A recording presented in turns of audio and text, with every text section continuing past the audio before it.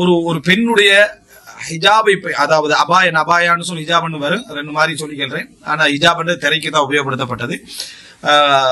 எப்படி அந்த அபாயா இருக்கணும் அப்படின்றதுக்கு அறிஞர்கள் சில நிபந்தனைகள் வைக்கிறாங்க. ஷேக் அல்பானி உட்பட மற்ற அறிஞர்கள் குர்ஆன் சுன்னால இருந்து வந்த அடிப்படையில தொகுத்து இந்த மாதிரி தான் ஒரு அபாயா இருக்கணும் அப்படின்றதுக்கு பொதுவா நேரடியா ரசூல் ஸல்லல்லாஹு அலைஹி வஸல்லம் அவங்களோட செய்தியில இல்ல.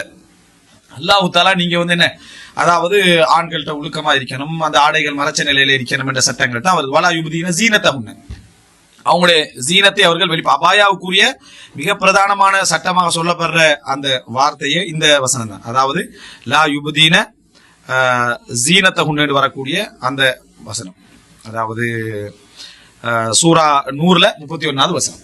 இதுதான் அவங்களோட ஜீனத்தை அவங்க வெளிப்படுத்தக்கூடாது. அதாவது எப்படி வரும்னா, குல்லில் முஃமினீன யகுது மின் அப்சாரிஹிம், முஃமினான ஆண்களுக்கு சொல்லுங்கள் அவர்களது பார்வைகளில் இருந்து தாழ்த்திக் கொள்ளுமாறும், வயஹ்ஃபது ஃபுரூஜஹும், தங்களது கற்பை பேணிக் கொள்ளுமாறும், தாலிக அஸ்காலஹும், அது அவர்களுக்கு தூய்மையானது, இன்னல்லாஹ கபீரும் பிமா யஸ்னஊன், அவர்கள் என்ன செய்கிறார் என்பதை அல்லாஹ் தஆலா மிகவும் அறிந்தவனாக இருக்கிறார். வகுல்லில் முஃமினாத், முஃமினான பெண்களுக்கு சொல்லுங்கள், யகுதுல்ன மின் அப்சாரிஹின், தங்கள் பார்வைகளில் இருந்து அவர்கள் தாழ்த்திக் கொள்ளுமாறும், வயஹ்ஃபதுன ஃபுரூஜஹும், தங்கள் கற்புகளை பேணிக் கொள்ளுமாறும், வலா யுப்தீன ஸீனத்தஹுன், தங்களது அலங்காரங்களை வெளிப்படுத்தாமல் இருக்கட்டும் வேண்டும். இல்லாமா தஹரமின்ஹா, இயற்கையாக வெளியாகின்றதை தவிர. இந்த இல்லாமா தஹரமின்ஹால தான் கருத்து முறைப்பாடு இருந்துச்சு.